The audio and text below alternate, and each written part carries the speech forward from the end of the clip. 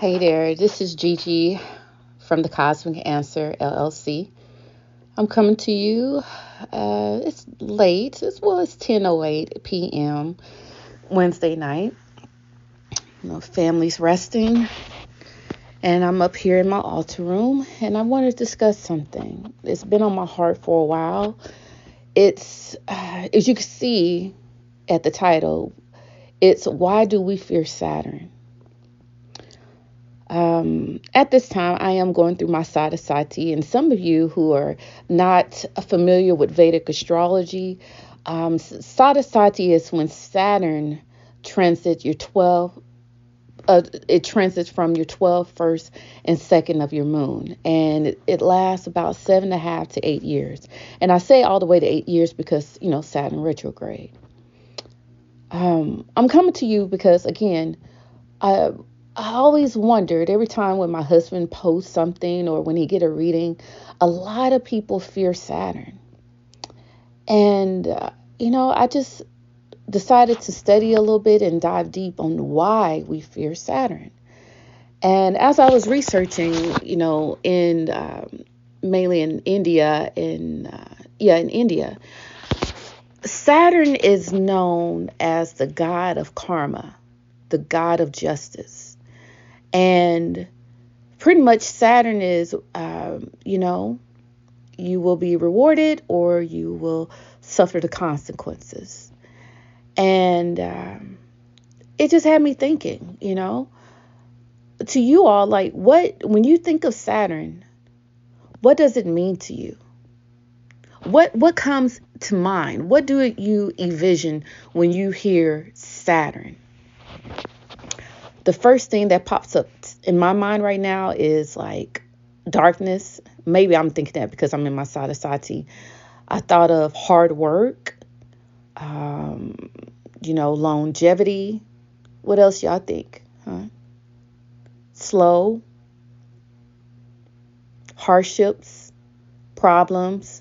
A lot of people think in a negative sense when it comes to Saturn. And I understand that. Saturn can cause fear, can cause anxiety.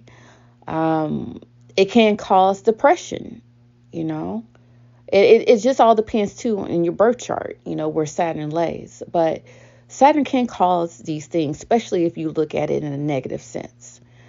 I think about it. Like, for instance, I studied this story.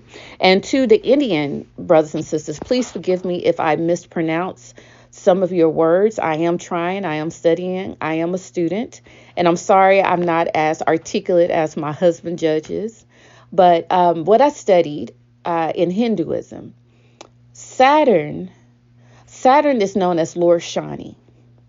Lord Shani, Shani. And here's his story. Here's his background. His father, Lord Surya, who we look at as son, he had a wife, a wife named Sandhya. And Sandhya, she couldn't handle her husband. He was too bright, too hot, just too much for her. Now, to the Indians, please do not take offense. I'm just breaking it down in my terms, my foundation Black American terms. All right, this is how I understand it. So I'm giving it to people in layman's terms. So anyway, Lord Surya, his wife Sandhya, she couldn't handle him anymore. Okay, he was way too much. Okay, when you think of sun, he's bright, he's popular, he's hot, he's powerful, but the wife needed a break, and she was just weary of who Lord Surya was. So what she decided to do, she decided to create her shadow self. Is it Chaya? Chaya, okay? Chaya is Sandhya's shadow self. All right. So Sandhya created Chaya to take her place, substitute for her, while she take a break and go to her father's house. Now, Chaya, she was very dedicated. She catered to Lord Surya. Okay. And he loved that. She catered to his every need. She was very devoted. And she ended up getting pregnant. And it was Lord Shani, right? So, like I said, she was very dedicated. Even during her pregnancy, she worshiped her husband. She was very dedicated to him, catered to his every need, was there for him. However, unbeknownst to Lord Surah, he was so bright that he was actually, you know, burning the baby, if that makes sense. He was so close to Chaya that her baby became charcoal black. So when the baby was born, Lord Shani, Lord Surya did not like the fact that his baby was charcoal black. He even questioned the fraternity. Oh, sorry, not fraternity, paternity. Excuse me, y'all. I don't know what's going on with my brain, but he questioned the paternity, right? So Lord Shani was ticked off about that. Okay, so he cursed his father. That's how ticked off Lord Shani was. How dare you deny, that you're my father just because I'm charcoal black? You made me charcoal black. Okay, so that's the reason why the sun, I believe they have like a sun when it's eclipsed, it causes bad luck. So that's the reason why, y'all. Another story about Lord Shani, Saturn, his mother, Chaya, like I said, she was a very dedicated person, that very dedicated woman. She was worshiping Lord Shiva. And while she was worshiping Lord Shiva, Lord Shani was waiting on his mother to feed him. He was hungry and he was impatient. And his mother took too long for him. So he was so upset that he kicked his mother. And when he kicked his mother, Lord Shani, Saturn, became lame in one leg, meaning he had a limp. So that explains why Saturn is the slowest planet amongst the rest of the planets. With Saturn, it takes 2.5 years to transit over one sign. So the reason why I gave you that story is just to give you an illustration of how Saturn is. Saturn is charcoal black. It's dark. And Saturn colors are black and blue. Saturn has a limp. Okay. Just imagine. Okay. After what we just learned, right? Just imagine someone's coming to you, right? Now, this is scary. Imagine someone coming to you charcoal black. You never seen that color before on a person, right? Charcoal black. And he has a limp. So he's coming to you slowly. And you think Lord Shani was happy? Nah, he was a grump, right? Saturn doesn't seem like the happy-go-lucky type. All right. So he probably has a frown on his face or a serious face. So imagine someone charcoal black skin. Now I'm not talking about black people now, but I'm saying someone just so dark that it's the same color as black in the blackness. All right. So charcoal black skin, just angry and have a limp and coming your way. Wouldn't that scare you? It sounds like the boogeyman to me. You get what I'm saying? Now, yeah, disclaimer. Now, I'm not talking about black people because we do have a lot of dark-skinned people. I'm not talking about that. I'm just talking about someone that just don't look familiar, okay? In any type of person. Like, he is strange, it's scary, and it's dark, okay? It's the spirit, it's dark. So, I couldn't only imagine someone being scared of Saturn. I know I would be, especially one who's limping real slow and looking angry. Oh, Lord, I would have had a heart attack, So I understand why Saturn can be scary. Saturn makes a person, when you have Saturn in your chart, everybody has Saturn in your chart, but when it's heavy involved, it can make a person, be melancholic. It can make a person to be detached from the world. Yes, it can make a person depressed. It can even make someone skinny. It depends on your chart. Saturn can cause worries. But to me, I feel like that's how we look at it if we're in our lower self. I feel like if you want to hold yourself accountable in order to be a better person, then Saturn is that person. If you switch it in a positive light, Saturn can be like a coach instead of the boogeyman. Saturn usually just come to you and hold a mirror up to you so you can see your mess. That's what Saturn does, and that's scary. People don't want to see their mess. But if you hold yourself accountable and say, you know what, that is my mess, that is my ish, I'm going to go ahead and take care of it, then that's when Saturn can bless you. Now, I think about it. Saturn is the opposite of Jupiter. When you think of Jupiter, what do you think about? To me, when I think of Jupiter, I think of Santa Claus, or someone that's just jolly, jolly, jolly, and full of abundance, and just what is it? Just big, full of yeah, kind of like just healthy and big and just celebration, everything, and full of knowledge.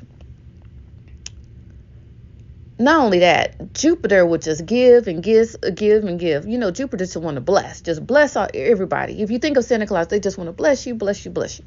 That's Jupiter for you, right? But Saturn is the opposite. To me, if people, you read the scriptures of Christianity, the Bible. I like two scriptures that explain Jupiter and Saturn. Okay, well, Jupiter, it reminds me of the scriptures like if you, what was it? If you seek first the kingdom of God and all his righteousness, then all these things shall be added unto you, or God will supply all of your needs according to his riches and glory. That's Jupiter, right? But with Saturn, Saturn is like, shoot, faith without works is dead. Saturn is all okay. You could be all inspirational all you want to, but are you putting the work in? Saturn can care less about all that inspiration. He's focused on, or how are you going to overcome this? How are you going to get over this hump versus your achievements, if that makes sense? That's the difference between Jupiter and Saturn. Saturn, is restrictive. Saturn causes delays. He doesn't deny, but he caused delays in order to make sure that did you learn your lesson? That's all Saturn is. We all have that one parent that is like, is, pretty much laid back and everything. And then you also have a parent that can be very strict. There's people who are strict and there's people who are laid back. And Saturn, he's that strict parent. So I know Saturn can, if right now some people are going through Sadasati like myself. Some people are going through Saturn's return when they turn, I believe, 28. I think it's age 27, 28. Don't get me wrong. You can research it. But 28 through 30, this is when you become an adult, literally. Like you go through some things and it's like it's time to grow up. All right. And then also people who are in their Saturn Dasha. I believe the Dasha, don't count me on this, I probably need to ask Judge, but I believe Saturn Dasha is the longest Dasha, and you have to work your ass off. You have to really work hard in whatever you do if you're in your Saturn Dasha, or you have to pay some karmic debt off. This right here is good for you to know, to listen to if you're going through Saturn's return, or if you're going through your Saturn Dasha, or you're in your Sadasati. Now, I do want to go more in depth, and I will. I have another segment that I would like to talk about when it comes to Sadasati. Right now, people who are in their Sadasati is people who have these type of moons. Now, remind you, this has nothing to do with Western astrology. This is Vedic astrology. So if your moon is in Aquarius, if your moon is in Pisces, and if your moon is in Capricorn, you are in your Sadasati right now. Okay? Again, Sadasati is when Saturn transits from your moon, 12 from your moon, first in your moon, and second of your moon. So right now, Pisces, we're in our first phase. We've been in it for about 2 years now. And anybody who have moon in Pisces and Vedic astrology, please, let me know. Let me know what you're experiencing right now. I can tell you mine. I have lost my job. I have lost some things. It's been a lot of losses. I noticed 3 people who impacted my life has passed away. It's been rough, but thank God that I have a husband who is a Vedic astrologer to help me have better understanding instead of taking everything personally. But okay, but Pisces, let me know what's going on with you. Now, Aquarius moon been in it for a while now. They're in their second phase, their peak phase. And right now, someone very famous is in their Sadasati, and it is showing. It's like the perfect illustration of Sadasati, and that is, I'm not going to tell you. You're going to have to find out. But there is someone that is very famous right now and is really experiencing Sadasati, and we are able to see how it affects right before our eyes. And I will talk more into that. And then lastly is Capricorn moon. People who are in Capricorn, who has a Capricorn moon, are in their last phase of Sadasati. And I have good news for Capricorn moon. Your Sadasati will end next year in March. Okay.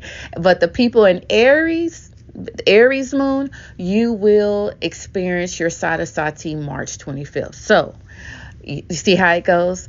So with Sadasati again, Sadasati is 7.5 to 8 years of your life, where this is what I do. What I pretty much say is either to make you or break you, but I'll go more in detail with that. But again, Saturn.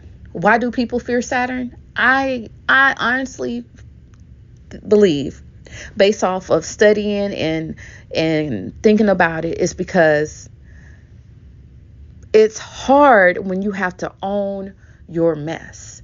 It's hard when you have to deal with tough situations in your life. And no one wants to go through pain. No one wants to go through hurt.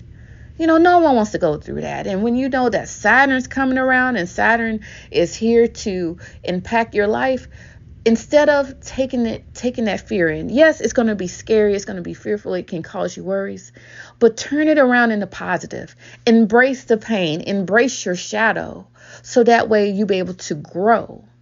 And I believe that is Saturn's purpose here. And, of course, he's probably ticked off because, like in Hinduism, Lord Shani, he had to be punished. He kicked his mother, and that's why he was limping a leg, because you use your leg to cause harm. And he had to suffer the consequences. But I truly believe that Saturn wants you to get it. I believe Saturn truly wants you to learn your lesson, because you really have no choice in the matter of that. When it comes to Saturn, dealing with Saturn, it's either you learn or you just keep on suffering. And a lot of people like to blame certain things. We like to blame Satan, Saturn. Look at that. I think that's funny. If I'm corny for that, forgive me. But people just like to blame other things instead of just looking in the mirror. And that's what we have to do, y'all. We have to look in the mirror and say, okay, Saturn, go ahead and show me my stuff. And it's up to you whether you want to grow and make sure you don't make the same mistakes again, or stay stuck. That's my takeaway with it when it comes to Saturn. Yes, Saturn does cause situations in your life, but instead of just taking it as woe is me, just look at it as, okay, what is happening to me is not to harm me, it's happening for me. But anyway, I'm going to stop right here. I'm going to quit just chattering, even though I love to chatter. That's how I see it. I'm Saturn. I admit, when I knew my Sadasati was coming, and I was nervous, and now here I am. I'm in it, and it's tough, but I'm learning to embrace the pain. I'm learning to turn around and look in that mirror and say, okay, Gigi, what needs to be taken out? What needs to heal? What do I need to do to grow? Either I'm going to grow or am I going to stay where I'm at? And that's what you have to ask yourself when it comes to Saturn, wherever place that's in your chart. Oh, by the way, you know how if you all have Sun and Saturn conjunction, that explain that right there lets me know that maybe you have a strain in your relationship with your father, because it explains that in Hinduism, like with Lord Surya and Lord Shani. You know, I just had to put that in there. But anyway, let me quit just rumbling around. Anyone who has questions about what I study as far as Vedic astrology, I'd be happy to answer your questions. I know a lot of you like Vedic astrology. What is that?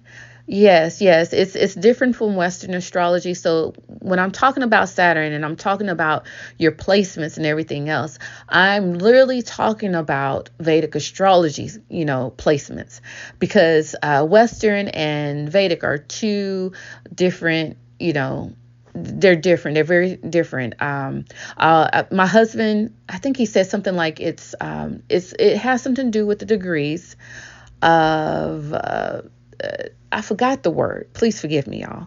But I know that with Vedic astrology, nothing has really been changed. Everything has remained the same and is very ancient. But I do know the difference between Western and Vedic is 23 degrees off when it comes to studying the birth chart. Okay, 23, it's 23 degrees off. So a lot of us may think, for instance, like I was born April 4th, and my husband was born April 4th, but he was just a year older than me. Okay, so in Western astrology, everybody would think that I am Aries. I'm not, I'm Aries and my husband's Aries, but when you look at it in Vedic astrology, we're not Aries, per se. Our sun is not in Aries. Our sun is actually in Pisces because the degrees is different. And I can relate to that. Not only that, that's not our ascendant. That's just, you're just talking about our sun only. And these are for people who are so focused on horoscopes. You're only focusing on your sun, your birthday, your sun date. Okay. But it goes very deep. And that's what I love about Vedic astrology, because I love the quote that my husband says, the most interesting person is you. And that's very true. Every person is unique. But let me stop right there too. I just want to let you know, guys, that when I mention certain planets, when I mention birth charts and everything else in astrology, I am not mentioning Western. I am mentioning Vedic astrology. But anywho, again, with Saturn, I pray that you all, I just pray that you all won't look at Saturn with so much fear and just think that life is doomed. I will ask that you just dive deep, go through that tunnel, go through that darkness, because in every darkness, there's always a light at the end of the tunnel. And that's what Saturn wants you to go through. He wants you to go through your gunk, go through all that so you can grow and shine brighter. All right. Thanks again, whoever's listening. Thank you so much. I greatly appreciate it. And I pray that you all have a blessed night.